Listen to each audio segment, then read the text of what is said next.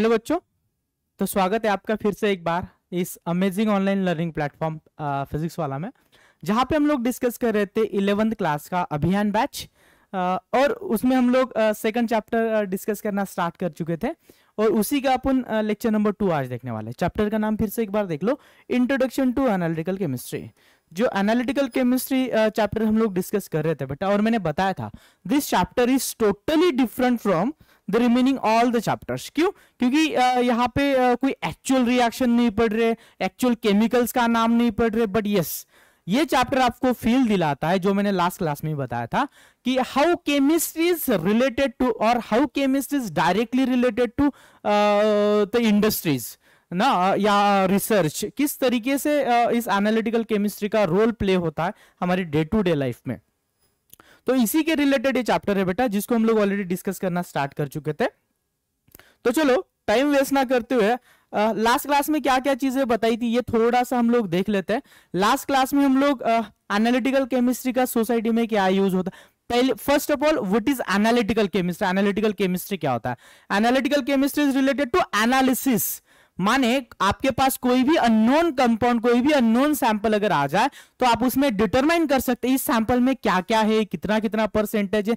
That is what the analytical chemistry, right. जिसको हम लोग क्वालिटेटिव और क्वांटिटेटिव इन दो तरीके से आइडेंटिफाई करे थे। क्वालिटेटिव मतलब उस सैंपल में क्या क्या चीज है, क्वांटिटेटिव मतलब कितना कितना है, ये हम लोग देख रहे थे लास्ट क्लास में, राइट।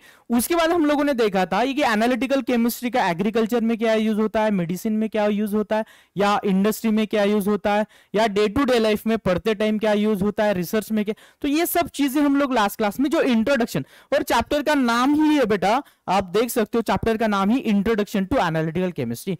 क्योंकि एनालिटिकल केमिस्ट्री अपने आप में एक काफी बड़ा सब्जेक्ट है ना, जो कि एक कोर्स भी होता है जिसमें मास्टर्स भी लोग करते हैं एनालिटिकल केमिस्ट्री में, राइट। माने it is one of the option available. जैसे मास्टर्स में ऑर्गेनिक, इनऑर्गेनिक, फिजिकल ये केमिस्ट्री पढ़ते, वैसे analytical chemistry, industrial chemistry, polymer chemistry ये भी मास्टर्स के लिए ऑप्शन होते हैं। तो आप समझ सकते हो कि इतना वास्ट टॉपिक हम लोग एक चैप्टर में पढ़ रहे हैं, तो हमको इसका बस इंट्रोडक्शन ही पढ़ना है। इंट्रोडक्शन में हम लोगों को ये चीज फील करनी, ये चीज को समझना है कि एक्चुअल में इसका इंपॉर्टेंस क्या है, राइट।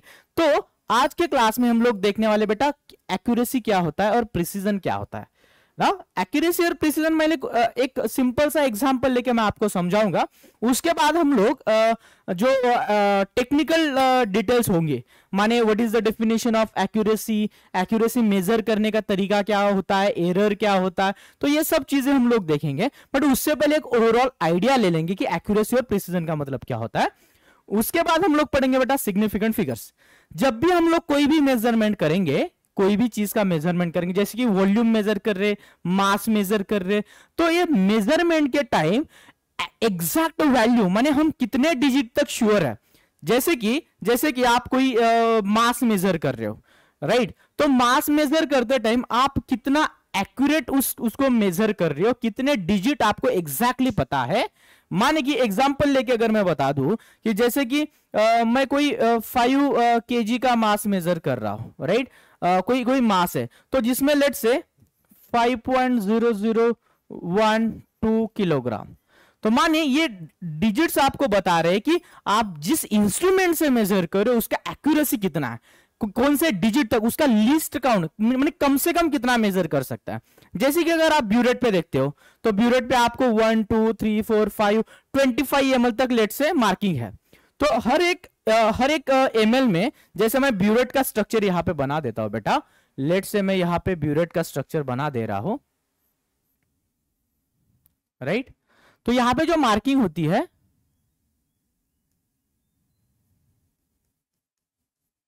तो इस बात को समझो, ये तो हो गया बेटा 1 ml का मार्किंग। यहां तक क्या है बेटा, ये है 1 ml। बट क्या मैं एक छोटा सा जो डिस्टेंस है यहां से यहां तक, क्या मैं इसको 0.1 ml बोल सकता हूं?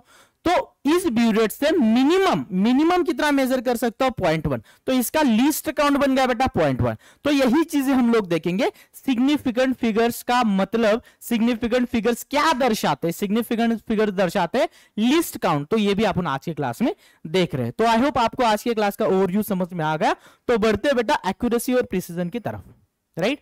तो सबसे पहले मैं एक्यूरेसी और प्रिसीजन का एक बढ़िया सा एग्जांपल लेके आपको बता देता हूं। देख लो अगली स्लाइड पे आपको प्रिसीजन मिल जाएगा, राइट। तो एक्यूरेसी और प्रिसीजन का थोड़ा सा एक ओवरऑल व्यू बता देता हूं मैं, राइट। जैसे कि आप समझ लो ओलंपिक में एक गेम रहता है बेटा बो एंड एरो का, राइट। एक ऐसा बड़ा सा सर्कल रहता है। Difference between accuracy and precision पहले बता देता हूं मैं।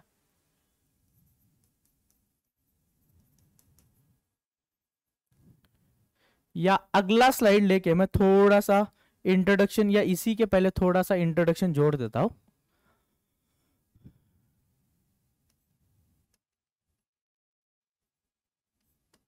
Relationship between accuracy and precision, accuracy and precision, इस चीज को अगर मैं देख रहा हूं तो केयरफुली देखना। एक एक पॉइंट है बेटा सेंटर में, राइट।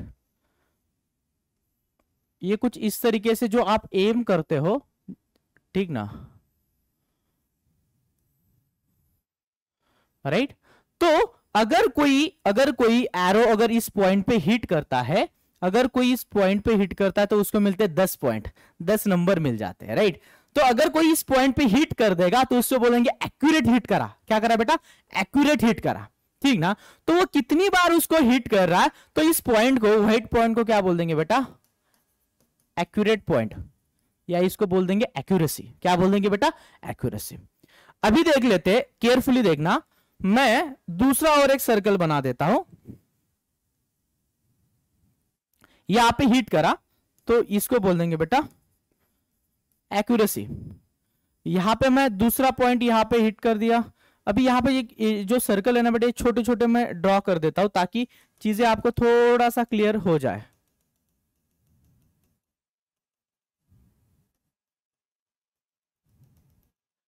क्या है बेटा, मैं इस पे थोड़े छोटे छोटे सर्कल बना देता हूं, माने छोटे छोटे पॉइंट।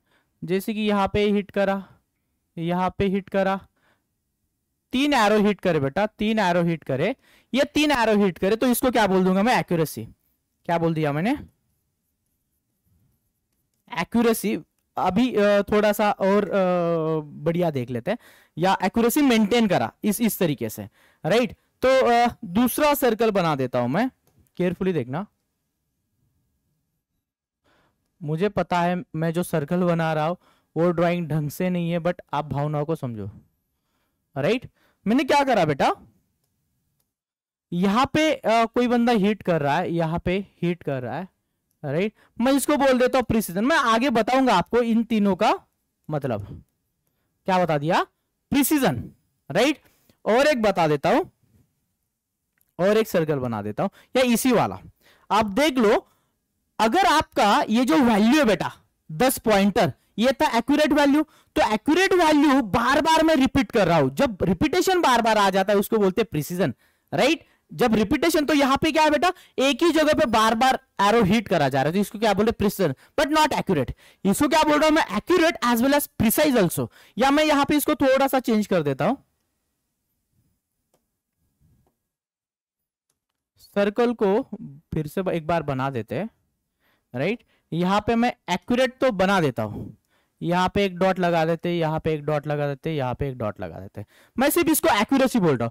एक जो वैल्यू था आपको एक एक्यूरेट वैल्यू मिल गया, बाकी के एक्यूरेट वैल्यू नहीं मिले, तो मैं इसको क्या बोल दे रहा हूं बेटा? एक्यूरेसी। क्या बोल दे रहा हूं? एक्यूरेसी। मैं और थर्ड सर्कल बना देता हूं, जहां पे आपको क्या मिल जाता है, थोड़ा सा बड़ा बना देता है।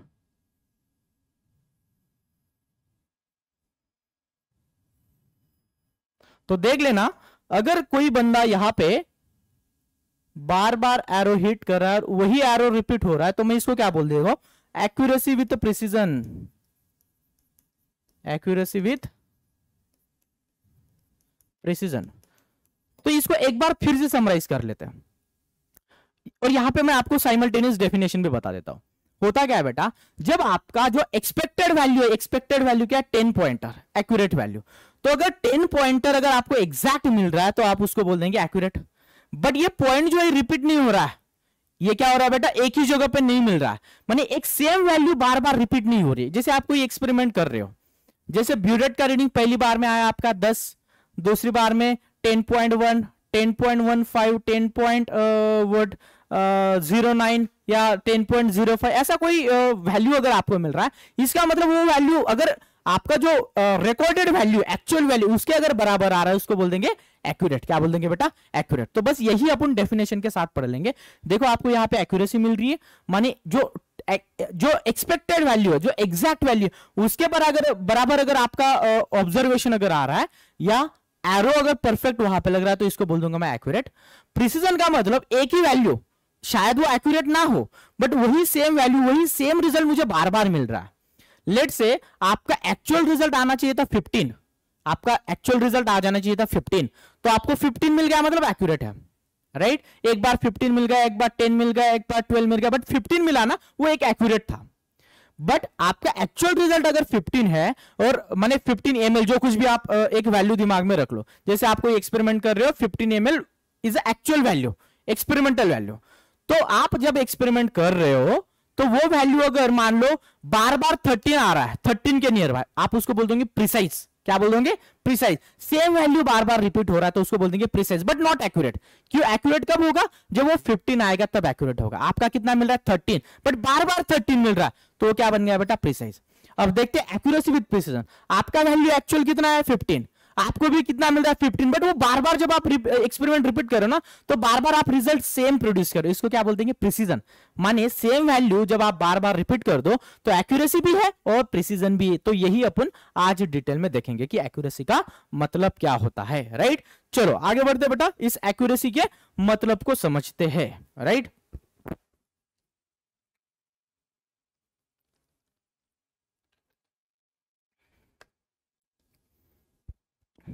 तो डेफिनेशन लिख लेते हैं।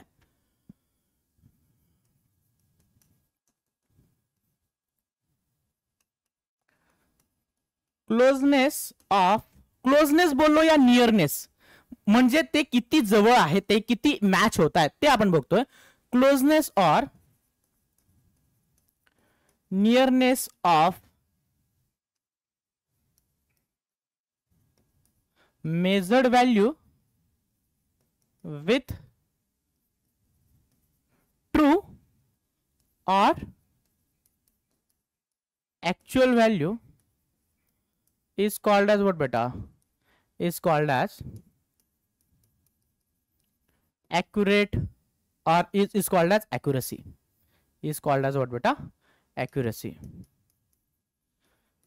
केयरफुली सुनो, जब आप कोई एक्सपेरिमेंट कर रहे हो, तो एक्सपेरिमेंट में लेट से उसका ट्रू वैल्यू, एक्चुअल वैल्यू जो था वो आना चाहिए था, लेट से आप कोई मास मेजर कर रहे हो, तो मास आना चाहिए था 10.5 ग्राम। कितना आना चाहिए था बेटा, 10.5 ग्राम। और जब आप एक्सपेरिमेंट कर रहे हो, तब भी अगर 10.5 ग्राम अगर आंसर आ रहा है, मतलब आपका रिजल्ट क्या है बेटा, एक्यूरेट है। क्या है बेटा, एक्यूरेट है, माने एक्यूरेसी मेंटेन हो रहा है। आप इस बात को समझो। For example true value of experiment, right, actual value of experiment is 10.01 ml and measured value, जो आपने मेजर करा, measured value is also 10.01। तो इसको क्या बोल देंगे, एक्यूरेसी। क्या बोल देंगे बेटा, एक्यूरेसी। बात को समझ रहे हो बेटा, तो इसको क्या बोल देंगे अपन, एक्यूरेसी। समझ में आ रहा है, ठीक ना। तो ट्रू वैल्यू क्या होता है, आप इसको ट्रू वैल्यू बोल दो, एक्चुअल वैल्यू बोल दो, या एक्सेप्टेड वैल्यू बोल दो, एक्सेप्टेड वैल्यू, कुछ भी बोल दो, फर्क नहीं पड़ेगा। तो एक ही चीज के अलग अलग नाम है। जो एक्चुअल वैल्यू होगा किसी एक्सपेरिमेंट का, नॉन वैल्यू होगा, अगर नॉन वैल्यू के बराबर अगर आपका रिजल्ट आ रहा है, उसी को क्या बोल देंगे बेटा, अपन एक्यूरेसी बोल देंगे। इज इट क्लियर, समझ में आ रहा है बेटा। दूसरा देख लेते बेटा अपन, एरर। तो एरर क्या होता है, जब आप कोई चीज मेजर करोगे तो वहां पे एरर आने के चांसेस तो पूरे पूरे है बेटा। तो ये एरर क्या होता है, ये चीज देख लेते हैं। हाँ, एरर, तो अगर आप कोई चीज मेजर करते हो और आपको एक्चुअल वैल्यू के नियर बाय आंसर अगर नहीं आ रहा है, उसको क्या बोल देंगे, एरर। तो any deviation from the actual value, any deviation of measured value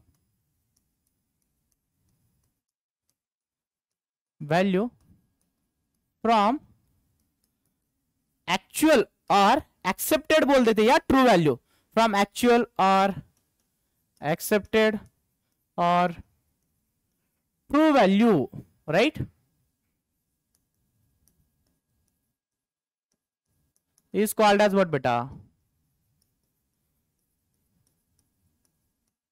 और ये एरर किसके ऊपर डिपेंड होगा, ये ह्यूमन एरर हो सकता है, इंस्ट्रूमेंट का एरर हो सकता है, राइट। माने मेजर करते टाइम किसी का प्रैक्टिकल हैंड अच्छा नहीं तो वहां पे एरर आ सकता है। बट अभी अपन इंसान तो शाना है, इसलिए अपने खुद के एरर तो अपन अभी पढ़ेंगे नहीं, इंस्ट्रूमेंट के साथ रिलेट कर लेते हैं। So error depends on, error can be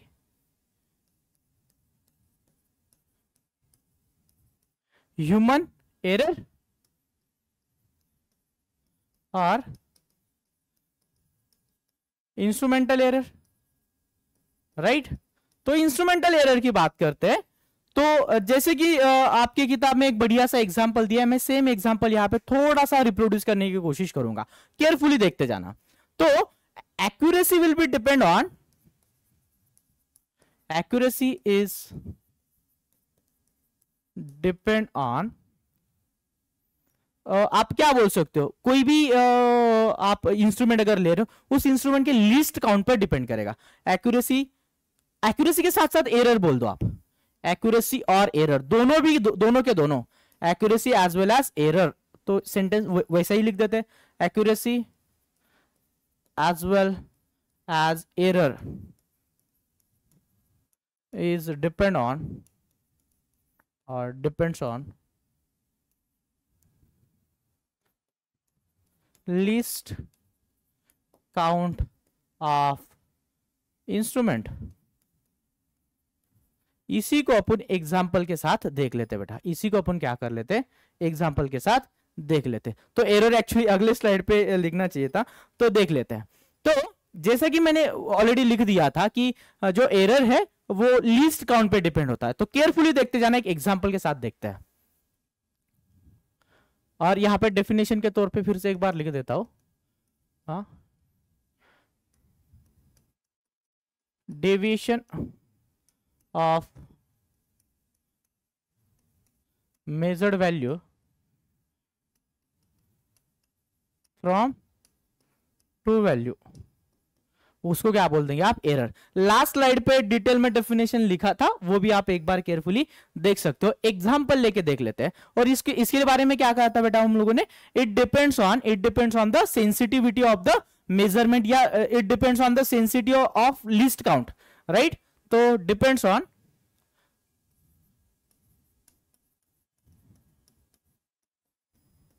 least count of instrument. Carefully देखना, दो एग्जांपल बताऊंगा। एग्जांपल 1,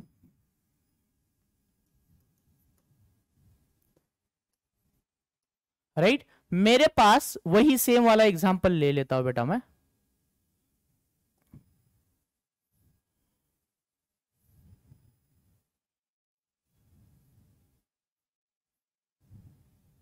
ये एग्जांपल किसका है बेटा, ब्यूरेट। किसका है, ब्यूरेट का। तो मैं अगर कोई भी चीज मेजर कर रहा हूं तो ब्यूरेट पे मार्किंग देख लेते बेटा, मार्किंग कैसे करा है, राइट।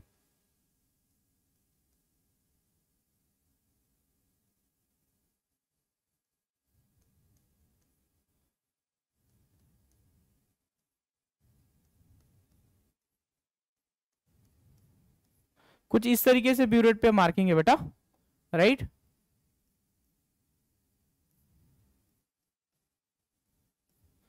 तो पूरा मार्किंग कर देते हैं। थोड़ा ड्राइंग अच्छा नहीं है बट भावनाओं को समझो। तो जब अपन मेजर कर रहे हैं बेटा, लेट से इट इज 1 ml का डिस्टेंस, इसको क्या बोल देते बेटा, 1 ml। This is what 1 ml। But अगर मैं बात करूं मिनिमम कितना वैल्यू मैं मेजर कर सकता हूं, मिनिमम, तो मिनिमम कितना है बेटा, यहां पे मिनिमम आपको दिख जाएगा, यहां से आप कहीं से भी 2 पॉइंट उठा लो, तो इसको क्या बोल देंगे बेटा हम लोग 0.1 ml, क्या बोल देंगे 0.1 ml। और यही क्या है बेटा आपका, यही क्या है आपका लीस्ट काउंट, इसको क्या बोल देंगे बेटा लीस्ट काउंट। तो जब भी मेजरमेंट में एरर आएगा, जब भी मेजरमेंट में एरर आएगा तो 0.1 प्लस माइनस हो जाएगा, कितना हो जाएगा 0.1 प्लस माइनस। तो यहां पे for this example 1 has error of 0.1 ml, right. तो अपन एक्चुअल रिजल्ट कैसे लिख देंगे बेटा, तो रिजल्ट कैसे लिखेंगे, रिजल्ट तो कोई भी लेट से x प्लस माइनस 0.1, तो ये आपका रिजल्ट बन जाएगा। आई होप इट इज क्लियर। और दूसरा सेकंड एग्जांपल लिख लेते हैं, जैसा हर केस में नेसेसरी नहीं कि 0.1 का डिफरेंस हो, जैसे कि मैं कोई बैलेंस चेक कर लेता हूं ना, वेइंग बैलेंस, तो वेइंग बैलेंस में मैं वेइंग बैलेंस का पता नहीं कैसे, चलो एक जनरल वाला वेइंग बैलेंस में ले लेता हूं।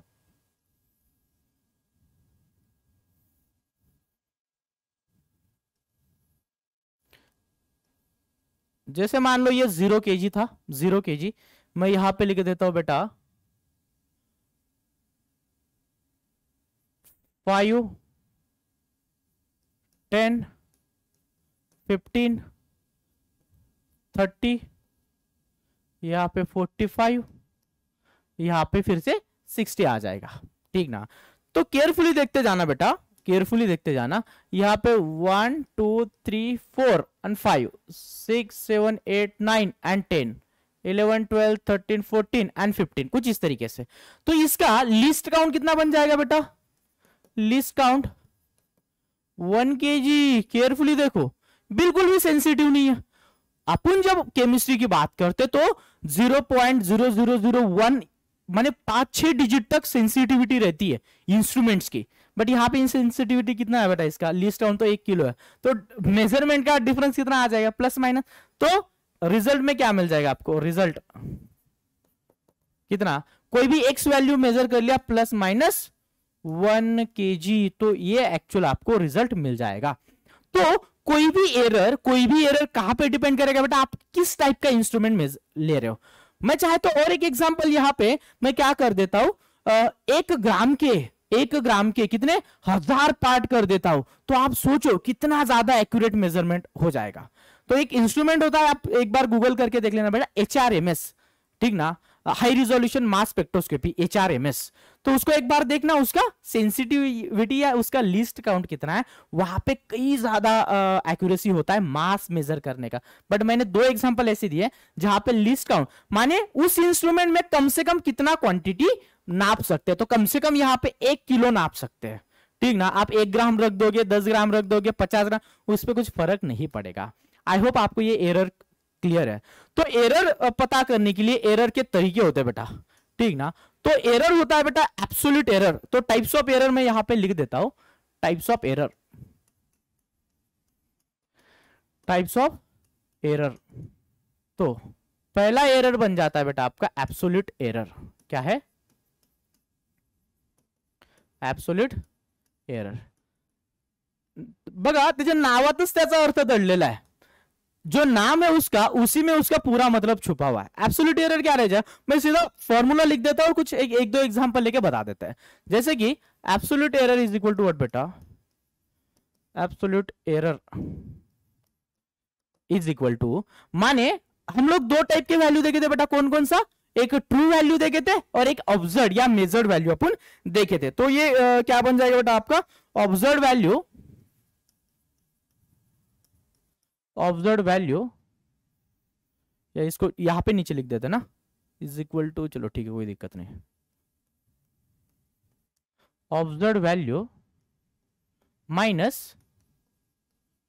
ट्रू वैल्यू, कोई दिक्कत। इस ऑब्जर्व वैल्यू को, अच्छा ये तो फॉर्मूला बन गया, तो मैं इसी को इंपॉर्टेंट मार्क कर देता हूं, और यही आप शब्दों में अगर लिख दो कि एब्सोल्यूट एरर क्या होता है बेटा, it is the error which we can design from what बेटा, observed value and true value, ठीक ना। तो ये प्लस भी आ सकता है, माइनस भी आ सकता है। जैसे कि फॉर एग्जांपल ये ऑब्जर्व्ड वैल्यू को मैं क्या बोल सकता हूं, this observed value is what बेटा, क्या मैं इसको बोल सकता हूं मेजर्ड वैल्यू,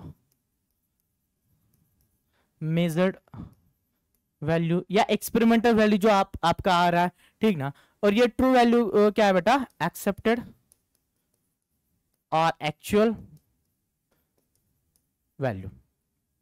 फॉर एग्जांपल एक एग्जांपल लेके ये एरर क्या होता है, शायद अगला वाला जो क्वेश्चन है आपको वो उसी के रिलेटेड है। Laboratory okay, decomposition with the sample content okay, actual oxygen okay, chlorate, calculate the absolute error and relative. चलो तो यहाँ पे पहले एब्सोल्यूट एरर काउंट ही कर लेते हैं, राइट। अगला क्वेश्चन कंटिन्यू करने के लिए हमारे पास रिलेटिव एरर भी होना जरूरी है, रिलेटिव एरर का पता होना भी जरूरी है। बट अभी फिलहाल तो हम लोग जो कि एब्सोल्यूट एरर चेक कर रहे थे यहाँ पे, या यहीं पे एक एग्जांपल लिख लेते। चलो तो एब्सोल्यूट एरर का एक एग्जांपल देख लेते हैं।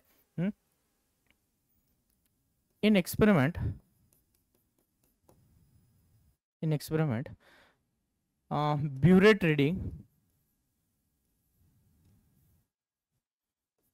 ब्यूरेट पे जो वैल्यूज आए, burette reading is equal to what बेटा, 10.3 ml, राइट। एंड दूसरा पॉइंट एक्चुअल वैल्यू और रीडिंग कितना आ गया बेटा आपका, 10.1 ml, right.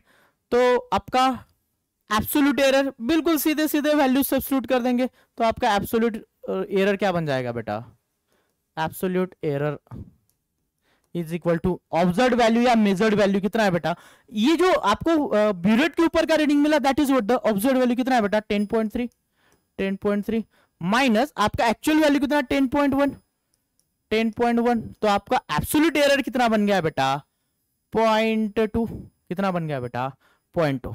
I hope it is clear. तो अगर मुझे परसेंट निकालना है तो मैं परसेंट भी निकाल सकता हूं, राइट, परसेंट एरर। तो रिलेटिव एरर कुछ परसेंट एरर जैसा ही है, तो उसको अपन देख लेते बेटा, राइट। तो दूसरा, पहला एरर देख लिया आपने एब्सोल्यूट एरर, दूसरा देख लेते बेटा रिलेटिव एरर क्या है। Second type of error relative error. अच्छा, तो ये रिलेटिव एरर मतलब किसी न किसी के साथ तो रिलेट करना पड़ेगा, तो किसके साथ रिलेट करना है देखते हैं बेटा, right.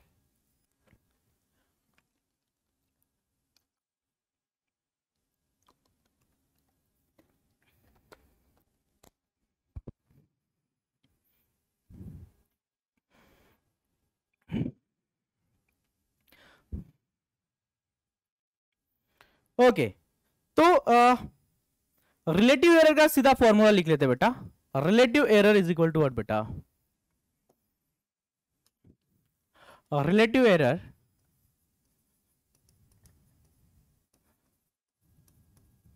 Is equal to absolute error. आपने ऑलरेडी एब्सोल्यूट एरर का मतलब पता है आपको, right. Absolute error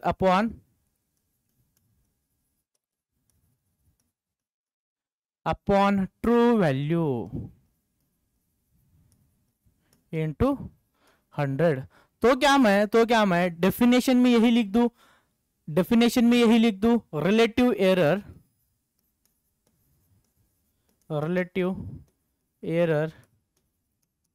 is a ratio of absolute error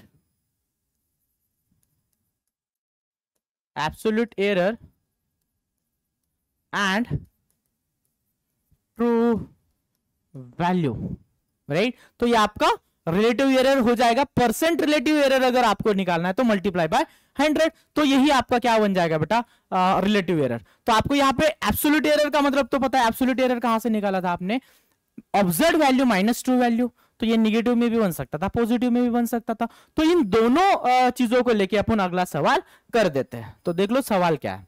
in a laboratory experiment 10 gram potassium chlorate sample on a decomposition gives the following data. Data क्या है बेटा? The sample contain 3.8 gram of oxygen. कितना है बेटा? पहला sample contain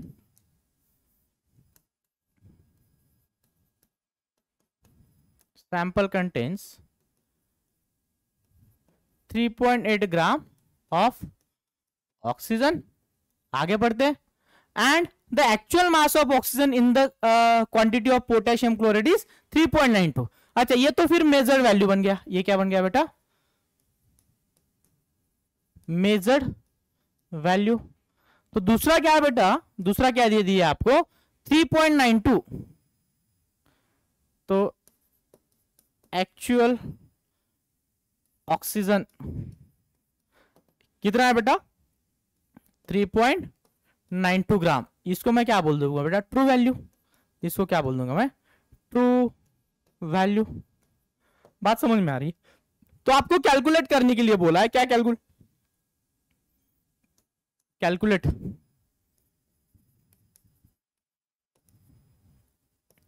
first क्या बोला है बेटा?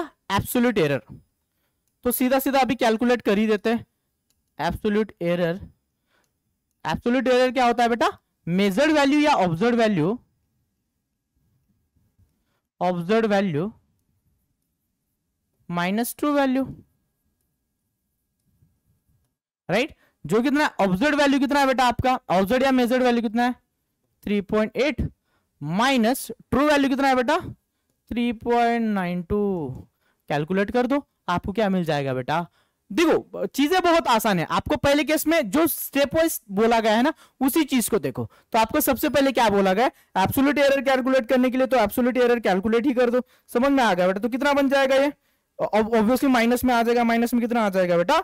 -0.12 माइनस। तो यहां पे केयरफुली देख लो, -0.12 ग्राम।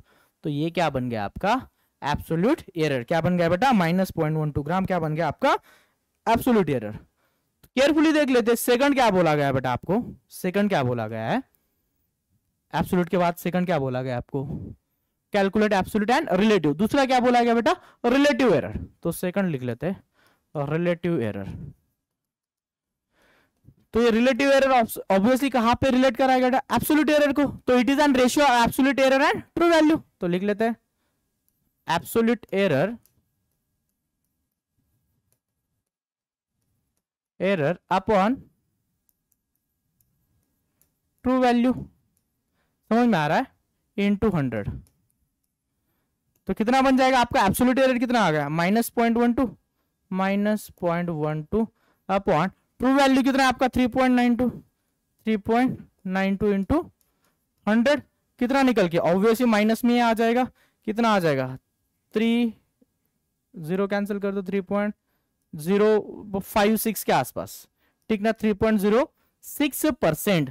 तो ये जो एरर है, अच्छा यहां से हमको क्या चीज पता चलती है? देखो हमने कैलकुलेशन तो कर दिया, बट इन कैलकुलेशन से क्या सीख मिली ये थोड़ा सा अपन 2-3 सेंटेंस में देख लेते। केयरफुली देखना बेटा, राइट। इन पूरे कैलकुलेशंस में हमको क्या सीख मिली ये चीज देख लेते हैं। अगर आपका यहां पे नोट लिख देता हूं मैं, note, important note, very important note. अगर ये वैल्यू निगेटिव में आ रहा है, ये एरर अगर निगेटिव में आ रहा है, मतलब आपने जो भी वैल्यू मेजर करी है that value is lower than the actual value. If the error is negative, if the absolute error is absolute ले लो या रिलेटिव ले लो, if the absolute or relative कोई भी, if the error is negative, it denotes, it shows that the measured value या जो आपने खुद ने वैल्यू निकाला है that is lower than the actual value। तो मैं वही इंपॉर्टेंट नोट लिख देता हूं, if error is negative, मतलब कोई भी absolute ले लो या relative, absolute और relative error, right? If error is negative, it suggests or shows that, it shows that measured value is less than that of actual value। तो तो actual value से ये क्या बन जाएगा बेटा, कम बन जाएगा, उसी को क्या बोलते हैं। तो आई होप यहां तक एक्यूरेसी सबको क्लियर हो जाएगा। एक्यूरेसी में हम लोगों ने क्या क्या देखा, हम लोगों ने एक्यूरेसी का मतलब देखा, हम लोग एक्यूरेसी का मतलब क्या देखे, जो एक्चुअल वैल्यू है उसके कितने हम लोग क्लोजली वैल्यू को मेजर, हमारा रिजल्ट भी उसी के बराबर आ गया तो उसको बोल देंगे एक्यूरेसी, राइट। तो एक्यूरेसी में कुछ एरर आ सकता है, तो एरर क्या हो सकता है, कि एब्सोल्यूट एरर, दूसरा रिलेटिव एरर। एरर किसके ऊपर डिपेंड होता है, ये भी चीज हम लोगों ने देखी कि इंस्ट्रूमेंट के ऊपर रहता है, एज वेल एज हमारे ऊपर भी। हमारा जो एरर था वो हम लोगों ने देखा नहीं, ठीक है। चलो बेटा आगे बढ़ते, आगे देखते बेटा प्रिसीजन। प्रिसीजन तो आप कोई भी चीज जब मेजर कर रहे हो, पहले तो डेफिनेशन लिख देते हैं प्रिसीजन का, या आपको बता देते हैं प्रिसीजन का मतलब क्या होता है बेटा, anything whatever you measure, right, reproducibility of the result. अगर आप सेम रिजल्ट बार बार रिपीट कर रहे हो, इसका मतलब वो प्रिसाइज है। क्या है, am I saying accurate, no, what I am saying उसको मैं बोल रहा हूं प्रिसाइज। देखो जब भी कोई माने सीख रहा होता है, जैसे राइफल शूटिंग, कोई भी बंदा राइफल शूटिंग अगर सीख रहा है, वो एम माने उसका एम एक्चुअली डिसाइड करा जाता है उसके प्रिसीजन से, नॉट एक्यूरेसी से। क्योंकि एक्यूरेसी रिसेट करा जा सकता है but not a precision. Precision का मतलब सेम जगह के अगर आपने निशाना पकड़ा है तो सेम जगह पे अगर आप बार बार वही गोली दाग रहे हो, इसका मतलब आपका निशाना जो है प्रिसाइज है, नॉट एक्यूरेट। बट अगर, क्योंकि जो एक्यूरेसी ना बेटा, उसका एडजस्टमेंट आप वहां से ऊपर से कर सकते हो, राइट, वो जो सेटिंग होता है राइफल से वहां से हो जाता है। बट जो प्रिसीजन होता है वो प्रिसीजन बंदे के दिमाग में होता है, और वो प्रिसीजन ही एक्चुअली मेडल ला के देता है। तो ये चीज को आप केयरफुली देखो, राइट। तो चलो बढ़ते बेटा प्रिसीजन की तरफ, ठीक ना।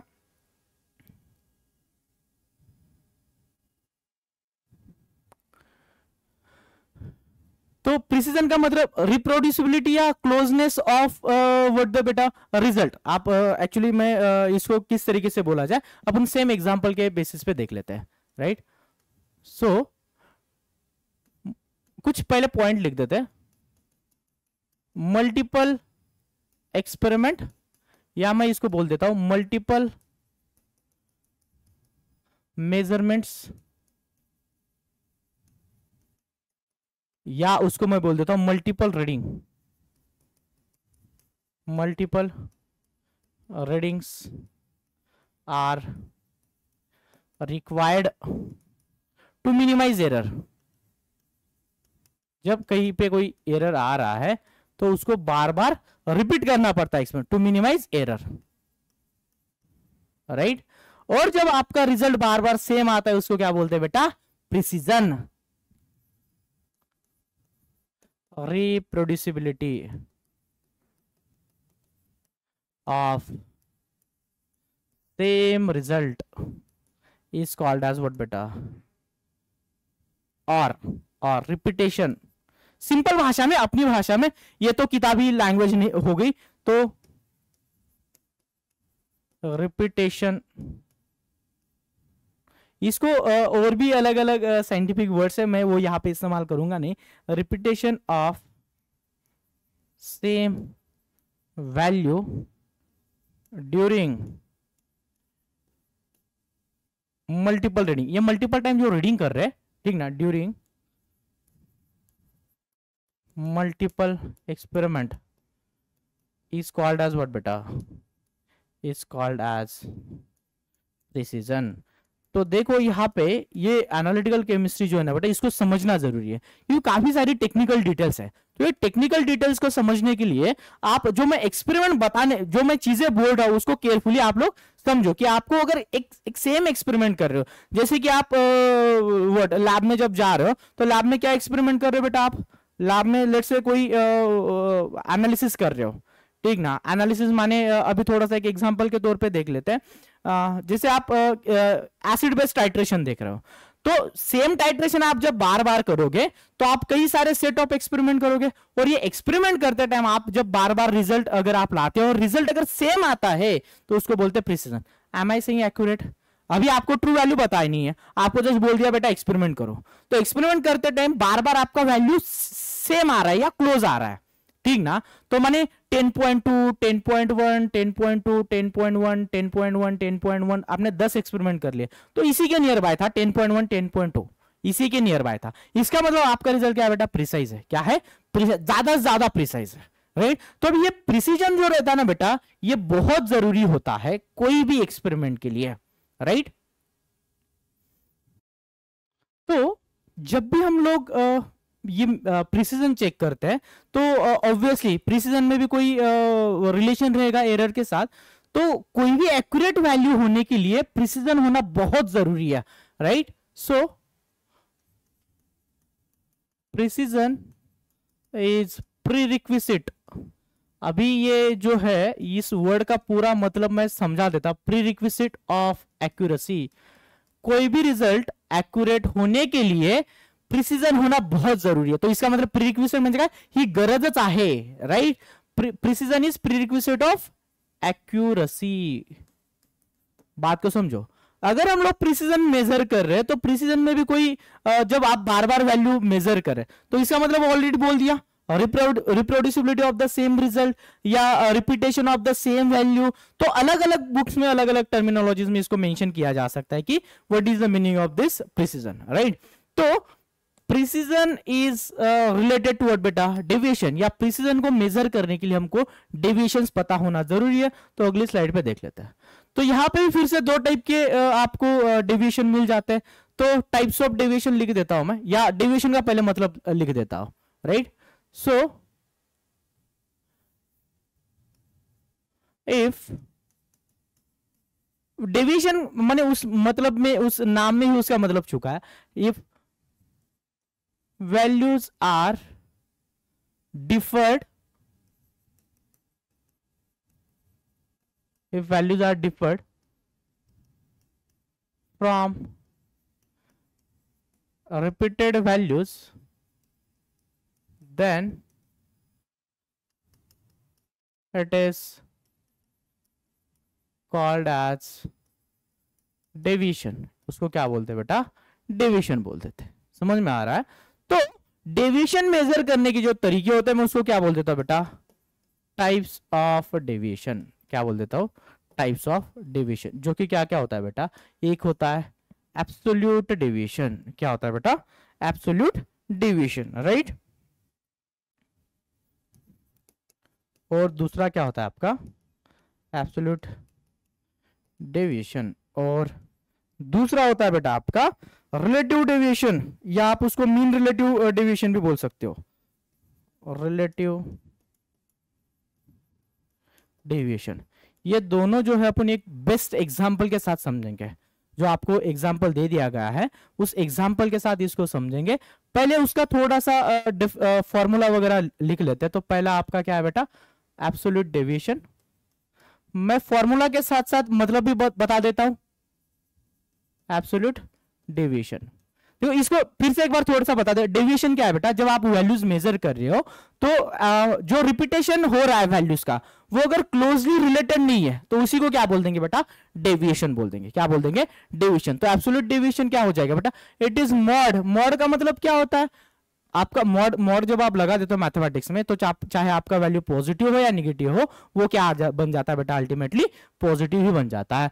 तो एब्सोल्यूट डेविएशन इज व्हाट बेटा, तो लिख देते हैं एब्सोल्यूट डेविएशन का मतलब, राइट, ऑब्जर्व वैल्यू, या आप जिसको मेजर्ड वैल्यू भी बोलते हो, ऑब्जर्व वैल्यू माइनस मीन। अब ये मीन जो है ना इसका मतलब भी बता देता हूं।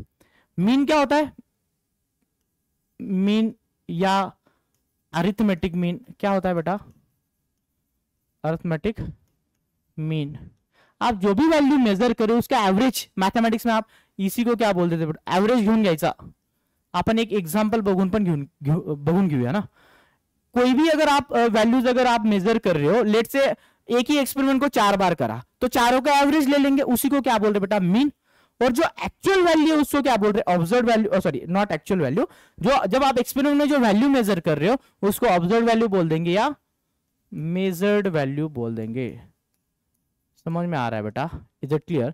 दूसरा क्या है बेटा आपका, दूसरा आपका relative error, sorry relative deviation, relative deviation.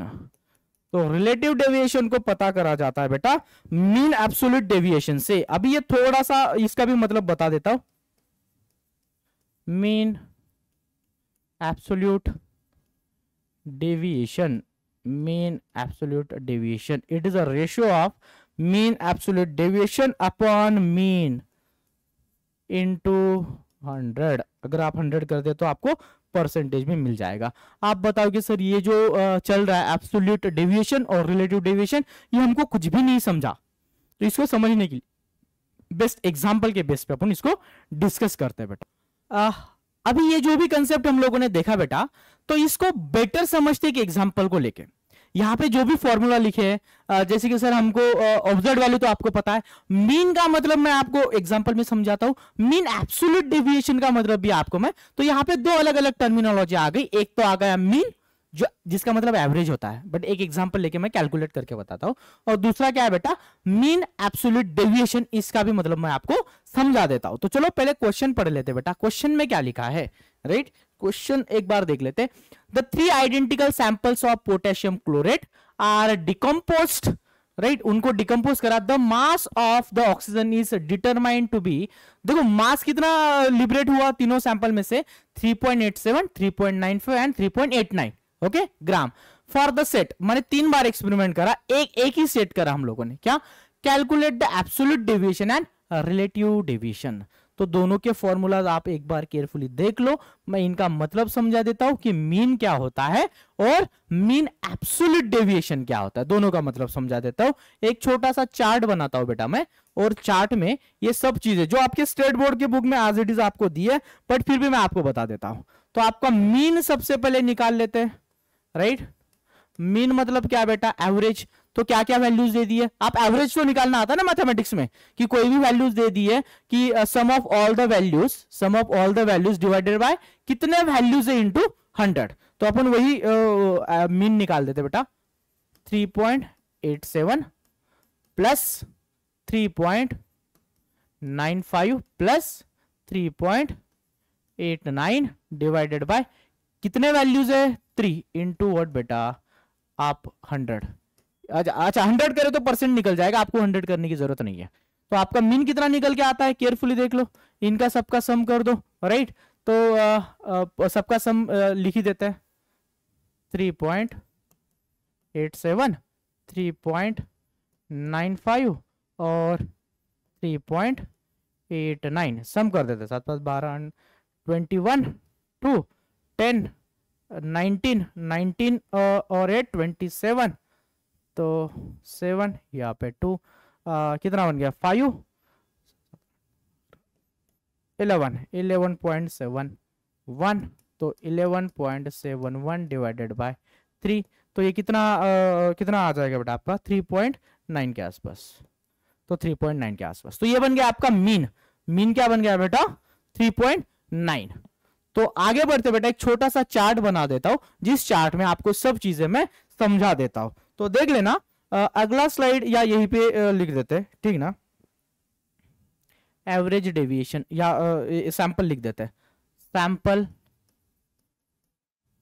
1 2 3। इस सैंपल का मास ऑफ ऑक्सीजन लिख देते बेटा, मास ऑफ ऑक्सीजन, केयरफुली देखना, मास ऑफ ऑक्सीजन कितना दे दिया है बेटा, सैंपल 1 का लिख लेते 3.87, दूसरा कितना है 3.95, और आपका नेक्स्ट क्या है बेटा 3.89।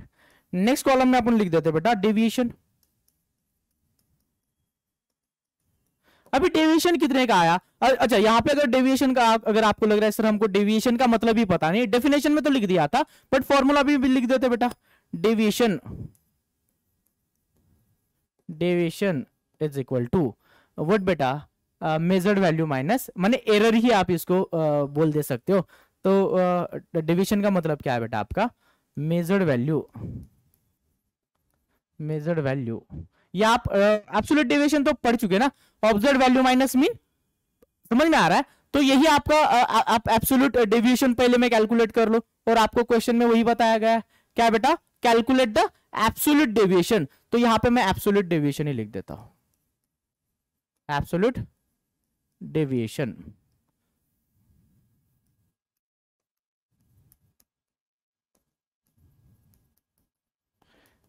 एब्सोल्यूट डेविएशन कितना निकल के आ रहा है, 3.87, अब फॉर्मूला भी लिख देता हूं। एब्सोल्यूट डेविएशन का फॉर्मूला क्या है? मेजर्ड वैल्यू, ये है measured value, minus mean. Mean तो निकल के आया आपका बेटा 3.9। तो आप इसको कैलकुलेट कर लो। मैं 3 इसका मॉड लेना है ऊपर से, 3.87 माइनस 3.9 कितना आ जाता है बेटा? आपका आंसर कितना आ जाता है? 0.03। कोई दिक्कत इसको समझने में? राइट। अगला क्या है बेटा? मॉड कितना है? 3.95 माइनस 3.9 कितना आ गया बेटा? 0.05। नेक्स्ट क्या है आपका? मॉड 3.89 माइनस 3.9 कितना आ गया बेटा? 0.01। कोई दिक्कत बेटा इसको समझने में? ये बन गया आपका एब्सोल्यूट डेविएशन। तो एब्सोल्यूट डेविएशन आपको यहाँ पे सीधा सीधा मिल जा रहा है। बट एब्सोल्यूट डेविएशन जब आपको 0.03 मिल रहा है तो आपको मीन एब्सोल्यूट डेविएशन भी बता देते हैं। राइट, अगले स्लाइड ऐड कर देते हैं। Mean absolute deviation, mean absolute deviation. Mean absolute deviation क्या हो जाएगा बेटा? मीन एब्सोल्यूट डेविएशन क्या बन जाएगा? Average of absolute deviation. तो देख लो एब्सोल्यूट डेविएशन आपका क्या क्या मिला रहे? एब्सोल्यूट 0.03, 0.05, 0.01। तो 3 वैल्यू मिल गए। इन्हीं का क्या कर देंगे अपन? एवरेज ले लेंगे, मीन ले लेंगे। वही तो है आपका mean, mean absolute deviation. I hope it is clear. मैं फिर से बता देता हूं आपको। ये पहला मीन तो समझ में आ गया, मैंने मीन यहां पे बता दिया, हाउ टू टेक मीन, सभी वैल्यूज का एवरेज ले लेना है। दूसरा क्या था आपका? Mean absolute deviation. Mean absolute deviation क्या मिल रहा है बेटा? जो भी आपको एब्सोल्यूट डेविएशन आ रहे हैं उन्हीं का मीन मतलब एवरेज ले लेना है। तो बस यहीं पे अगर आप ये वैल्यूज लिख ले, चलो अगली स्लाइड पे ही लिख लेते हैं। कैसे बेटा? क्या क्या वैल्यू आए थे आपको? 0.03 प्लस क्या आ गया था बेटा आपका? 0.05 प्लस 0.01 डिवाइडेड बाय 3। तो ये भी निकल के आता है बेटा 0.0। इनका सम कर तो कितना आ जाएगा? 4/9/3। तो ये भी कितना बना? 0.03 ही बन जाएगा। क्या बन जाएगा बेटा? तो ये आपका मीन एब्सोल्यूट डेविएशन बन गया। बट आपको पूछा क्या है बेटा? पूछा क्या है? Relative deviation. क्या पूछा है? Relative deviation. और रिलेटिव डेविएशन का फॉर्मूला पता है? Mean absolute deviation by mean. तो सॉल्व कर देते, राइट। सेकंड क्या पूछा है बेटा? Relative deviation, relative deviation. तो रिलेटिव डेविएशन क्या आपका? मीन एब्सोल्यूट डेविएशन अपॉन क्या लिखा है बेटा? मीन इनटू व्हाट बेटा? 100। मीन एब्सोल्यूट डेविएशन तो आपके सामने 0.03 अपॉन मीन क्या आ गया बेटा? देख लो 3.9। मीन कितना आ गया था आपका? 3.9। तो वही वैल्यू वहां पे सब्स्टिट्यूट कर देंगे, 3.9 इंटू 100। सॉल्व कर दो बेटा, कितना आ जा रहा है आपके पास? ये 3 कैंसिल, तो कितना आ जाएगा ये? 0.08। तो 0.8%। कितना आ गया बेटा? 0.8%। आई होप इट इज क्लियर। तो दोनों वैल्यू हम लोगों ने कैलकुलेट करके देखे कि how to calculate accuracy, precision. Precision देखो, एक्यूरेसी में देखा एब्सोल्यूट एरर और रिलेटिव एरर, प्रिसीजन में भी देखा absolute deviation and relative deviation. दोनों के फॉर्मूले अलॉन्ग विद एग्जांपल अगर आप केयरफुली देख लेते हो तो चीजें कई ज्यादा तरीके से आसान हो जाएगी। तो हमारा नेक्स्ट टॉपिक बन जाता है बेटा प्रिसीजन, सॉरी सिग्निफिकेंट फिगर्स। तो बहुत ही इंपॉर्टेंट टॉपिक है सिग्निफिकेंट फिगर्स। तो सिग्निफिकेंट फिगर्स जरूरी क्यों है? तो शुरू में ही जब क्लास स्टार्ट हुई थी तब मैंने आपको बता दिया था कि सिग्निफिकेंट फिगर्स डिनोट्स, क्या बताते हैं सिग्निफिकेंट? आप कोई भी चीज मेजर कर रहे हो, अभी तक एक्यूरेसी और प्रिसीजन मेजर कर रहे थे, तो कोई भी चीज अगर आप कोई भी एक्सपेरिमेंट के वैल्यूज मेजर कर रहे हो तो कितने वैल्यू एग्जैक्ट वैल्यू है, कितने जरूरी वैल्यू है, ठीक ना? कोई वैल्यू अगर मेंशन करा गया है उसी को क्या बोल देते बेटा? Significant figures, right. तो सिग्निफिकेंट फिगर्स का मतलब लिख देते बेटा values, values which denotes experimental figures। तो आप जब भी सिग्निफिकेंट फिगर्स की जब बात करते हो तो यहां पे जो आपने लीस्ट काउंट देखा था या जो एरर देखा था, ठीक ना, least count is helpful for assigning significant figures. क्या बेटा, जो लीस्ट काउंट होता है किसी भी इंस्ट्रूमेंट का, that least count is useful for what, assigning significant figures. तो आप जो भी कोई वैल्यू मेजर करते हो, ठीक ना, तो कोई भी चीज अगर आप जब मेजर कर रहे हो उनमें कुछ अनसर्टेनिटी तो होता है, तो वही अनसर्टेनिटी दिखाने के लिए हम लोगों को सिग्निफिकेंट फिगर्स की क्या पड़ती है बेटा, जरूरत पड़ती है, राइट। तो यहाँ पे कुछ रूल्स अपन इस्तेमाल कर देते हैं सिग्निफिकेंट फिगर्स पता करने के लिए, और वो रूल्स क्या होते हैं उनको अपन थोड़ा समराइज करके देख लेता है। सिग्निफिकेंट फिगर्स के बारे में आप अगर देखना है तो ये क्यों यूजफुल होते हैं बेटा, values which denotes experiment figures, या जो वैल्यू सर्टेन वैल्यू है, तो वाइल मेजरमेंट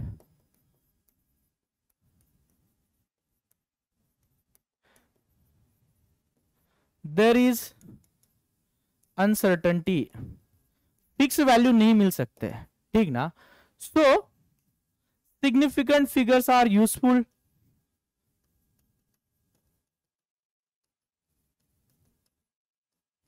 तो सिग्निफिकेंट फिगर्स क्या हो जाएंगे, certain value plus one uncertain value. इसका मतलब समझते हैं, इसका मतलब समझते हैं। फॉर एग्जाम्पल, जब भी आपने कोई चीज को मेजर करा था, तो वो मेजर करते टाइम क्या था बेटा, जैसे आपने वो एक्सपेरिमेंट देखा था मेजरमेंट का, राइट, तो वहां पे 0.1 का डिफरेंस था बेटा, क्या था, 0.1 ml का डिफरेंस था। आपने जो पहला एक्सपेरिमेंट मैंने आपको बताया था कि minimum 0.1 ml is a least count, least count. तो लेट से मेजरमेंट रिजल्ट जो थे 10.01, 10.02, 10.03, तो ये लास्ट का डिजिट जो है ना बेटा, ये क्या है, ये लास्ट डिजिट जो है ये अनसर्टन है। ये क्या है बेटा, ये है अनसर्टन। और ये जो है बेटा, ये 3 डिजिट, ये क्या है बेटा, सर्टन। ये क्या है, फिक्स्ड है, ये फिक्स नहीं, ये थोड़ा सा वेरी हो रहा है 10.0, तो ये 3 तो 10.0 तक तो फिक्स सर्टन है। तो यही से आपको सिग्निफिकेंट फिगर्स का पता चलेगा, और इनको पता करने के लिए होते बेटा रूल्स। देखो, रूल्स को सिस्टमेटिकली फॉलो करते जाओ, एग्जांपल सॉल्व करते जाओ, बहुत ही आसान है।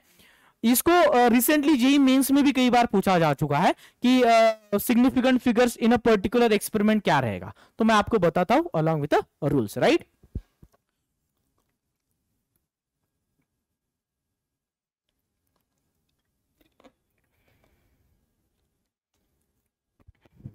तो चलो देखते जाते बेटा ये सिग्निफिकेंट फिगर्स के रूल, ठीक है ना। तो पहला रूल देख लेते हैं, rule number 1।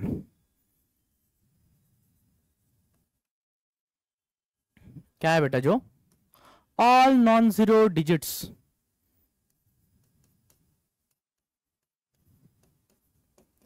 all non-zero digits are significant। क्या होते बेटा, सभी के सभी नॉन जीरो डिजिट सिग्निफिकेंट होते। एग्जाम्पल के तौर पे लिख लेते बेटा, राइट, 1 5 7 6 2 5, तो ये कुछ वैल्यू है। तो इसमें नंबर ऑफ सिग्निफिकेंट फिगर में लिख देता हूं, एग्जाम्पल में नंबर ऑफ सिग्निफिकेंट फिगर्स कितने आ जाएंगे, कितने आ जाएंगे बेटा, देखो 1 2 3 4 5 6, तो 6 सिग्निफिकेंट फिगर्स में यहां पे सिग्निफिकेंट फिगर्स को मैं ऐसे लिख देता हूं शॉर्ट में। तो इस नॉन जीरो डिजिट में कितने आ गए बेटा, 6। दूसरा एग्जांपल लिख देता हूं मैं, 0 2 5 6 1 9, राइट, 0 लिख दिया। तो देख लेना, 0 को छोड़ दो, राइट, कोई भी, अभी तो डेसिमल पॉइंट का एग्जांपल लिखा नहीं, तो कितने बेटा, मैं यहां पे इनको हाईलाइट भी कर देता हूं ना, 1 2 3 4 5 6, यहाँ पे 0 को छोड़ दो, 1 2 3 4 5, 0 को छोड़ दो, सिग्निफिकेंट फिगर कितने बन गए बेटा, 5। कितने बन गए बेटा? 5 सिग्निफिकेंट फिगर्स। और कुछ एग्जांपल लिख देता हूं। एग्जांपल सी, राइट, 1 4 0 0 0 0, कोई भी डेसिमल पॉइंट का सवाल नहीं है। तो यहां पे सिग्निफिकेंट फिगर क्या बन जाएगा बेटा? नंबर ऑफ सिग्निफिकेंट फिगर कितने बन जाएंगे? हाईलाइट कर देता हूं मैं इनको। कितने? 1 एंड 2। कितने बेटा? 2 सिग्निफिकेंट फिगर्स। कितने बेटा? 2 सिग्निफिकेंट फिगर्स। आई होप पहला रूल आपको सबको समझ में आ गया होगा। तो अभी मैं आगे और भी रूल बताऊंगा। जीरो, ये सभी मैक्सिमम चीजें जो है ना बेटा जीरो के इर्द गिर्द घूमती रहती है। तो ऑल नॉन जीरो डिजिट्स क्या रह जाएंगे बेटा? सिग्निफिकेंट फिगर्स बन जाएंगे। आई होप पहला रूल सबको क्लियर है बेटा, ठीक ना? क्लियर है? चलो दूसरा रूल नंबर 2।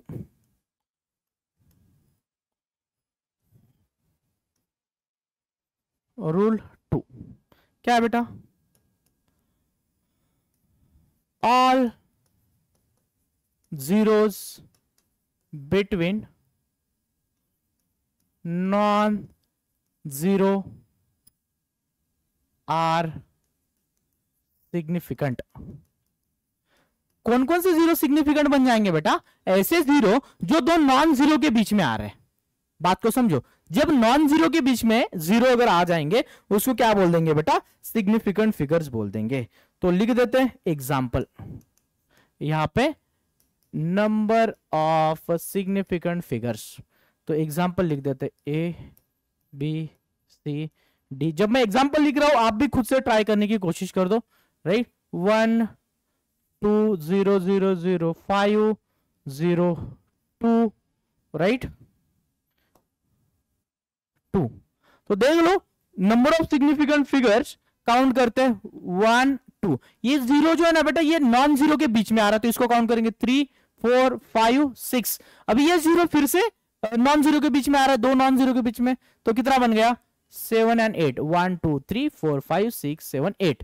तो कितने बन गए बेटा? 8। दूसरा वैल्यू लिख देते हैं, केयरफुली देखना, 1 5 0 0 2 0 0। केयरफुली देखना, ये जो जीरो जो है ना बेटा ये नॉन जीरो के बीच में आ रहे हैं तो इनको count, number of significant figure count करते टाइम काउंट करेंगे 1 2 3 4 5। इनको काउंट नहीं करेंगे। क्यों? क्योंकि ये क्या है बेटा? It is not in between non zero. यहां पे आगे अगर नॉन जीरो आ जाता तो अपन उसको काउंट कर सकते थे। तो लिख देते बेटा एग्जाम्पल, कितने कितने बन जाएंगे इसमें? कितने बन जाएंगे? 5 सिग्निफिकेंट फिगर्स। और भी कुछ एग्जाम्पल लिख देते हैं, 1 2 4 5.002। तो देख लेना डेसिमल हो चाहे कुछ भी हो काउंट करते जाएंगे। क्या है बेटा? 1 2 3 4, ये तो डॉट था, right? Decimal point 4 5 6 and 7। Number of significant figure कितने बन गए बेटा? 7। और लिख देता हूं, और एक एग्जांपल लिख देता हूं, 1.0052। तो कितने सिग्निफिकेंट फिगर बन गए बेटा? ये जीरो कहां पे आ रहा है? In between.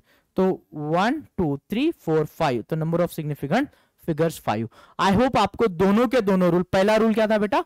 All non zero digits are significant, right? दूसरा रूल क्या था बेटा? All non zero digits significant. Zero अगर आ गया तो वो सिग्निफिकेंट नहीं रहेगा। फिर उसके बाद में क्या लिखा बेटा? All zeros between non zero will be significant. तो जीरो को कब काउंट करना है, कब नहीं काउंट करना है, यही चीज अपन यहां पे देख रहे हैं। I hope it is clear. आप कॉपी कर लो फटाफट या स्क्रीनशॉट ले लो, आगे बढ़ते बेटा, ठीक ना? चलो बढ़ते बेटा, नेक्स्ट रूल देखते हैं।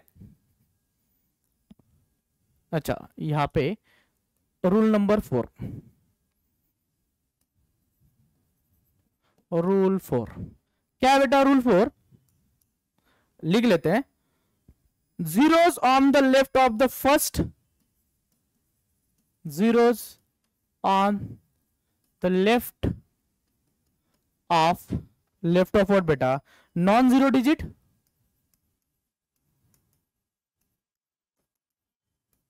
zeros on the left of non zero digit are what beta? Not significant, are not significant। Carefully rule को समझो, ठीक है ना? समझ में आ रहा है बेटा? क्लियर है? तो एग्जांपल लिख लेते हैं। अच्छा ये रूल नंबर 3 बन जाएगा ना, नॉट अ रूल नंबर 4। ये बन जाएगा रूल नंबर 3। बेटा भावनाओं में ये थोड़ा सा बहके ये थोड़ा इधर उधर हो जाता है, ठीक है ना, तो इस चीज को समझो। तो एग्जाम्पल लिख देते हैं यहाँ पे ए बी सी। मैं ज्यादा से ज्यादा एग्जाम्पल देने की कोशिश इसीलिए कर रहा हूं ताकि चीजें क्लियर हो जाए। नंबर ऑफ सिग्निफिकेंट फिगर्स, तो पहला लिख देते हैं ऐसे कोई भी zero, zero on the left of non zero digit, right word बेटा आर नॉट सिग्निफिकेंट, जैसे कि 0.0052, राइट 04, 0.00590, राइट 0.002, या आप डेसिमल दे दो, नहीं दे दो 2450।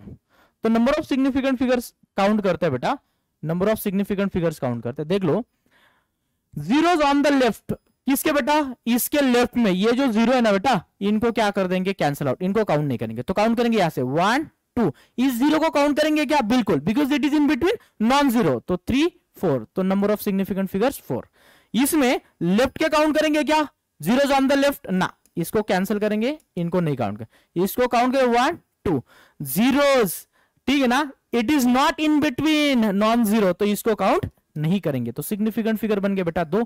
इसको काउंट करेंगे क्या, बिकॉज ये लेफ्ट में 1 2 3, नहीं 1 2 3 zeros in between non-zero will be counted, but zero which is not in between non-zero, तो इसको काउंट नहीं करेंगे, तो नंबर ऑफ सिग्निफिकेंट फिगर बन गया बेटा 3। I hope it is clear. Next देख लेते हैं बेटा rule number 4। Rule number 4 carefully देखो, zeros at the end, rule लिख देता हूं मैं, zeros at the zeros at the end of number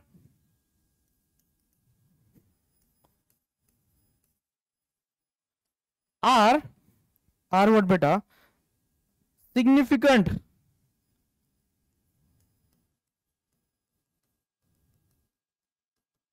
if ये बहुत जरूरी है बेटा।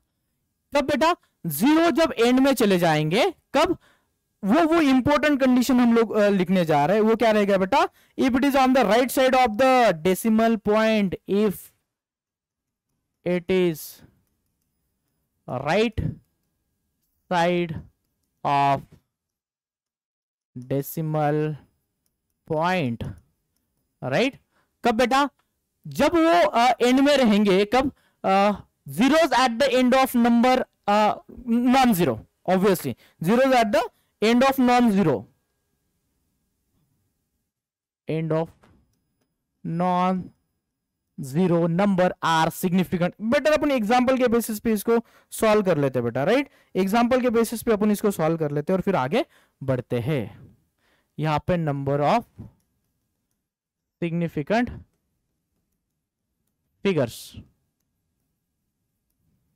गंदा लिख दिया रे, number of significant figure. Example लिख देते बेटा, ए बी सी, तो लिखते एग्जाम्पल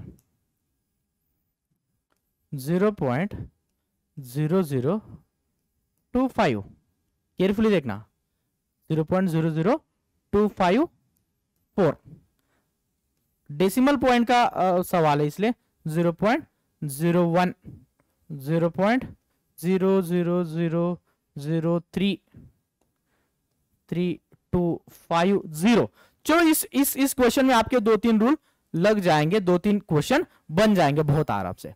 देखो, zero at the end of non zero number are significant if it is right side of the decimal point. अच्छा, यहाँ पे और थोड़ा बेटर एग्जांपल अपन ऐड कर देते हैं, राइट, चलो एग्जांपल लिख देते हैं, डी। एक्चुअल एग्जांपल ये वाला लिखने से better, A B C D, 0.200 या 0.2000, राइट, 0.0 5 2 0 0, 3 एग्जाम्पल काफी है। केयरफुली देखना, जब 0 0 eight the end of non zero के एंड में आ रहे हैं और कहां पे बेटा, right side of the decimal point के आगे, तो देख लेना केयरफुली, ये डेसिमल पॉइंट के पहले तो इसको काउंट करेंगे क्या ना, ये इसको काउंट करेंगे बिल्कुल, right side of the decimal point है बिल्कुल हाँ, तो इनको काउंट करेंगे।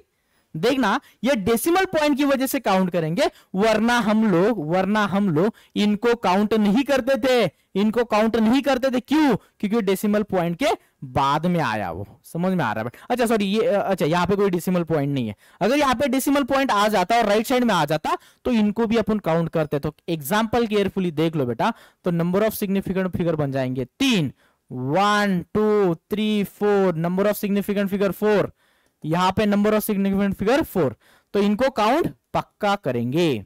आई hope it is clear. Rule number 4 clear है, जब भी नॉन जीरो डिजिट के बाद में कोई भी जीरो आ जाएगा एंड में, if it is after decimal पॉइंटच्या नंतर जर काही नॉन झिरो डिजिट आहे आणि त्याच्या एंडला जर झिरो येतात तर ते झिरो पण सिग्निफिकंट फिगर असतील, जर डेसिमल पॉइंट नहीं तर zero insignificant. I hope it is clear. चलो आगे बढ़ा जाए बेटा, rule number 5,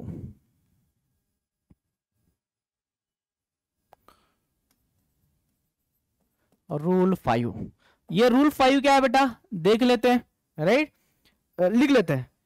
if numbers return in a scientific notation, ठीक ना, इफ numbers are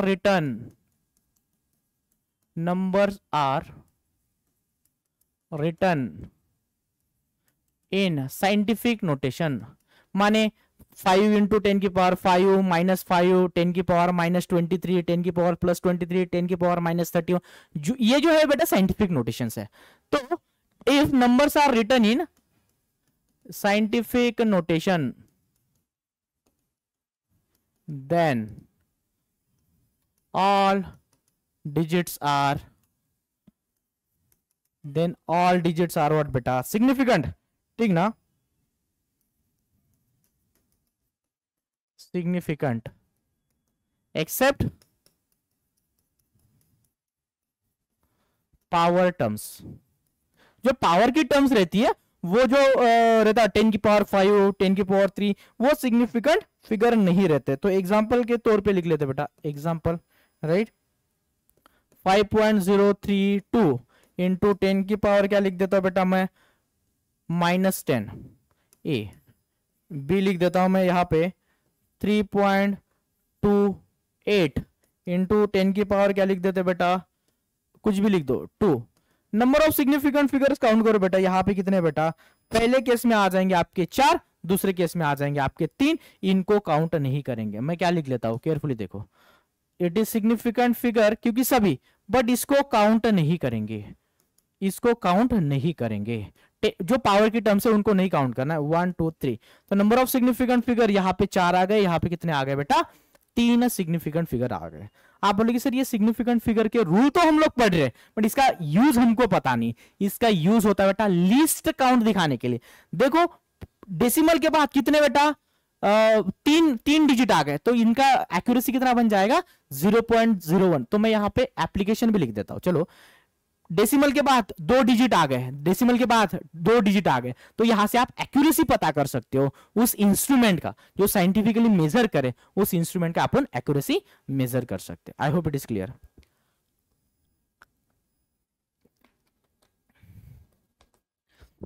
बेटर अपन एक एग्जांपल के बेसिस पे सॉल्व ही कर लेते हैं। हाँ, how many significant figures are there in a following measurement, तो काउंट करते बेटा, रूल लगाते जाते हैं कितने सिग्निफिकेंट फिगर्स है, राइट। तो चलो देखते हैं यहां पे कितने, देखो this 0 is in between non zero, तो यहां पे काउंट करते जाएंगे, क्योंकि ये व्हाइट में तो मैं येलो ले लेता हूं। तो 1 2 3 एंड 4, नंबर ऑफ सिग्निफिकेंट 4। कौन सा रूल लगाया, यहां पे 0 जो है, 0 is in between non zero, वो चाहे डेसिमल के बाद में हो पहले हो फर्क नहीं पड़ेगा, but it is in between non zero, तो क्या बन गए 4।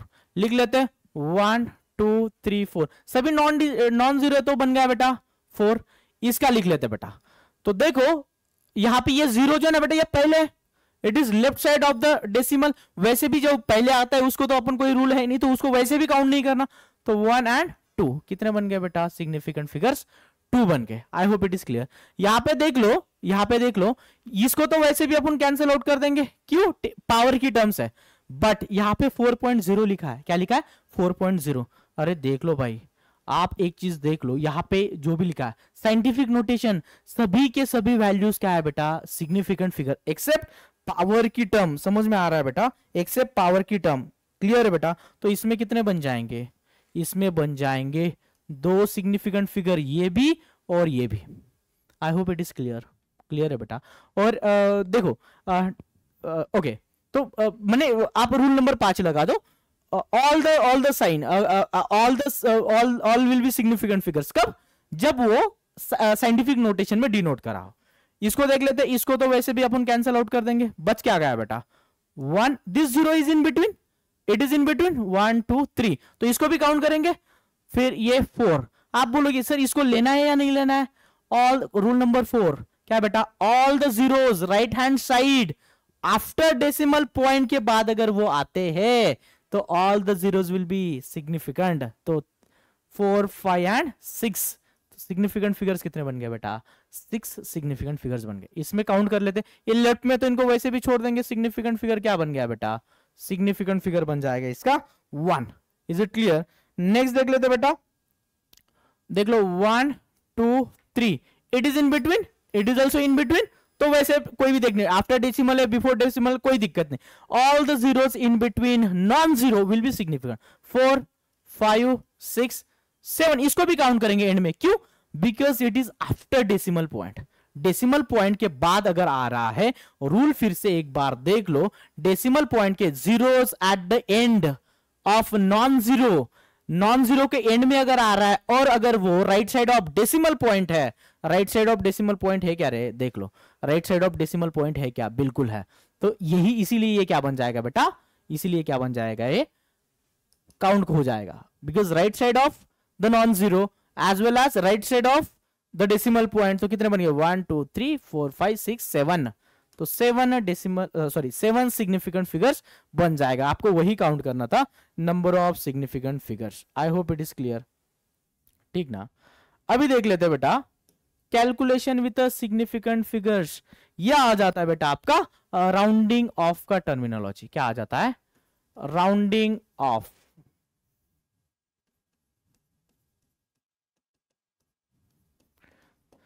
तो देखो, अगर आपके पास कोई वैल्यू है तो उसको राउंड ऑफ करने का एक तरीका होता है, और ये तरीके लिए आप सिस्टमेटिक 1-2 रूल बता देता हूं तो आपकी सभी चीजें क्लियर हो जाएगी। राइट? तो राउंड ऑफ करते टाइम हम यहाँ पे सिंपल से 2 रूल देख लेंगे अलॉन्ग विद एग्जांपल, और फिर कुछ क्वेश्चंस भी कर लेते हैं। राइट? तो देख लेते बेटा, if the digit following the last digit to be kept, वो अगर एज इट इज रखना है, मी मराठीमध्ये पण सांगतो, right, is less than 5, the last is left unchanged. Example के बेसिस पे सॉल्व करते हैं। एग्जाम्पल नंबर 1 लिख लेते हैं। केयरफुली देखो, 12.523। देख लो बेटा, केयरफुली देखो, या मैं जस्ट इसको 2 कर देता, 52, राइट? 12.52 जर शेवटचा डिजिट जर पाहिलं, शेवटचा डिजिट काय बाळा? 2. हे जर 5 पेक्षा कमी आहे, लेस दॅन 5, तर हे काय करायचं बाळा? हे त्याच्या अगोदरचं सेकंड लास्ट डिजिट, याला काय करायचं? Round of. याचा आन्सर काय होणार? 12. हे तर काढून टाकायचं, 12.5 will be the round off. हे जर 5 पेक्षा कमी असेल तर, अजून 1-2 एक्झाम्पल घेऊन टाकूया। दुसरं एक्झाम्पल 1.053, याला राउंड ऑफ करून हे लास्ट डिजिट काय बाळा? 3। तर 3 असल्यामुळे हे 5 पेक्षा कमी असल्यामुळे त्याला काढून टाकायचं फक्त, याचा राउंड ऑफ करून काय? 1.05। This is what the round of. पण हे जर 5 पेक्षा मोठं असेल, एक्झाम्पल मध्ये पहिलं लिहून टाकतो, रूल तोच आहे। इथं 5 पेक्षा कमी असेल तर लास्टचं डिजिट काढून टाकायचं, second last as it is ठेवायचं। बट जर लास्टचं डिजिट 5 पेक्षा मोठं असेल तर त्याच्या अगोदरचा डिजिट याच्या अगोदरच्या डिजिट मध्ये काही चेंज नाही केला, 5 पेक्षा मोठं असेल तर त्याच्या अगोदरच्या डिजिट मध्ये काय करायचं? एक्झाम्पल लिहून टाकतो ना, यालाच चलो ठीक आहे, 11.576। केअरफुली बघा याचा राउंड ऑफ कसं करतो मी। लास्ट डिजिट काय बा? मोर दॅन 5, तर त्याच्या अगोदरच्या डिजिट मध्ये +1 करून टाकायचे. काय होणार? 11.58 after round off. Example number 2, 1.0258, right.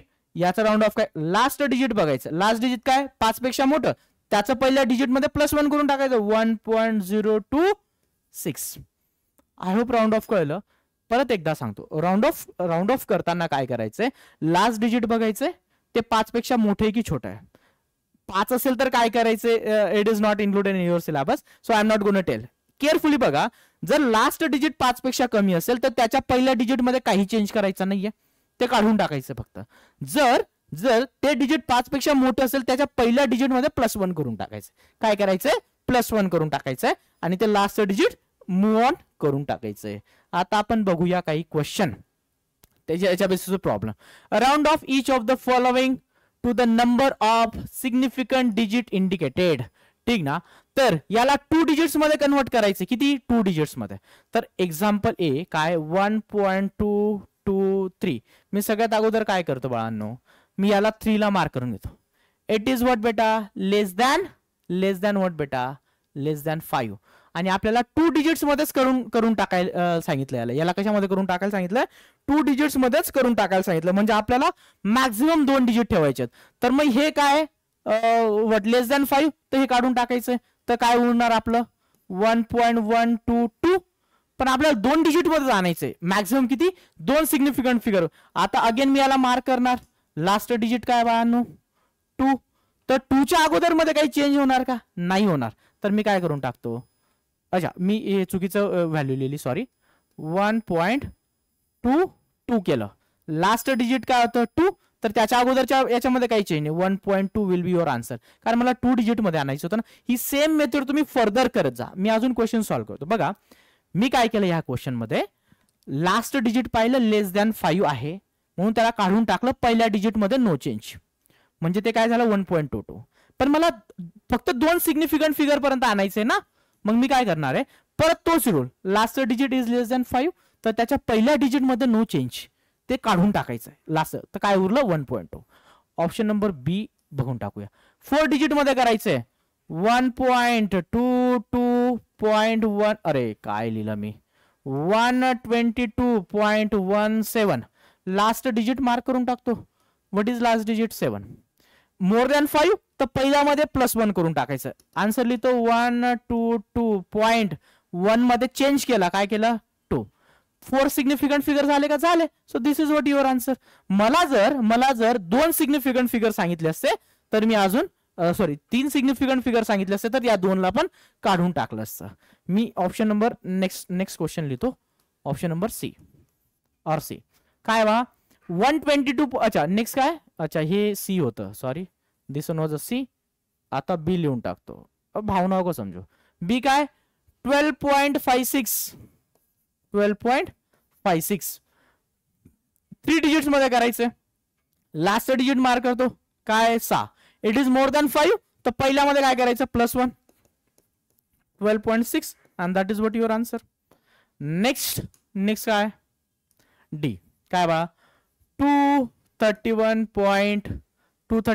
काय बा? 5. आता बघा लास्टचा डिजिट तुम्हाला बोललो होतं की 5 और मोर दॅन 5 आहे. तर काय बा? 4th digit. तर आपण याला काय करू शकतो? 5 और मोर दॅन 5 तुम्ही लक्षात ठेवा. लास्ट डिजिट 5 और मोर दॅन 5 आहे. रूल केअरफुली एकदा बघून घ्या. काय बा? Last digit is kept. ठीक ना. किंवा 5 और मोर दॅन 5 म्हणून आपण काय करून घेऊ? हा 5 आहे ना, तर याच्यात +1 ऍड करून टाकायचं. आणि आपल्याला 3 डिजिट पर्यंत पाहिजे ना, तर एकामध्ये अजून +1 केला तर काय उरणार आपला? 232. 5 ला ड्रॉप करायचं आहे. 3 डिजिट पर्यंत करायचं ना आपल्याला. आणि लास्ट डिजिट जर 5 किंवा 5 पेक्षा जास्त असेल तर आपल्याला काय? +1 करून टाकायचं आहे. आय होप इथपर्यंत क्वेश्चन सगळ्यांना क्लिअर आहेत, राईट? चलो क्वेश्चन बघूया. The number of significant figures in 1.50 into 10⁻⁴. तुम्हाला जर रूल जर केअरफुली माहिती असेल, काय करायचं बाळांनो? आपल्याला हे सायंटिफिक नोटेशन आहे आणि सायंटिफिक नोटेशन म्हणजे 1, 2 आणि 3 तिघच्या तिघ काय असणार आहेत आपले? तिघच्या तिघ काय असणार आहेत आपले? Significant figures. So our correct answer will be what बेटा? Option number B. बघा याच्यामध्ये 1.50 जर असता तर आपण या झिरोला, अच्छा हा पण काय आपला दोघं रूल लागू होतात. डेसिमल पॉइंट नंतरचा कुठलाही झिरो आफ्टर नॉन झिरो येत असेल तर तो काय बघा तुमचा सिग्निफिकंट फिगर. तर तिघच्या तिघ सिग्निफिकंट फिगर. आणि ही जी 10 की जी पावर आहे ती तर आपण असंही नाही घेत. आई होप इट इज क्लियर. चलो अगला सवाल देखा जाए बेटा. इन एवोगैड्रोस कांस्टेंट जो काय 6.022 इंटू 10 की पावर 23 पर मोल the number of significant figures is. तोच रूल परत लागू होणार. And again this zero is in between non zero, तर ऑब्विसली कुठला रूल लावायची पण गरज नाही. तर 4 सिग्निफिकंट फिगर्स आपले येऊन जातील. 4 6.022. I hope it is clear. आणि हा जो आहे 10 की power 23 because of scientific notation आपण त्याला घेत नाही. Is it clear right. Next बघूया आपण थोडंसं आजच्या क्लासमध्ये आपण काय काय शिकलो. बाळांनो आपण आजच्या क्लासमध्ये वी स्टडीड ॲक्युरेसी. अजून काय शिकलो आपण? प्रिसिजन. काय शिकलो बाळांनो आपण? प्रिसिजन. नेक्स्ट काय शिकलो आपण? अच्छा ॲक्युरेसी मध्ये आपण एरर्स पण शिकलो. काय शिकलो? एरर मध्ये आपण काय शिकलो? Absolute and relative error. Precision मध्ये आपण काय शिकलो?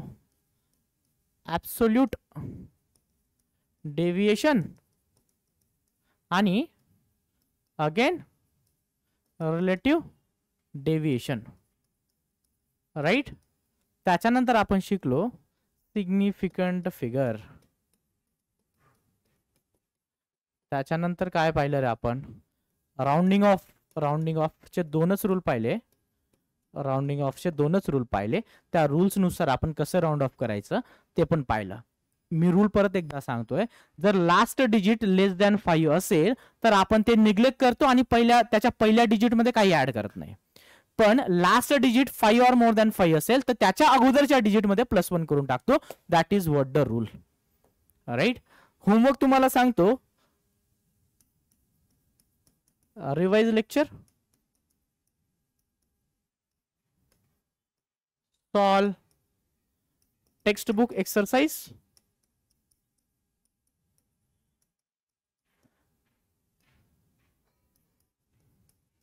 रीड.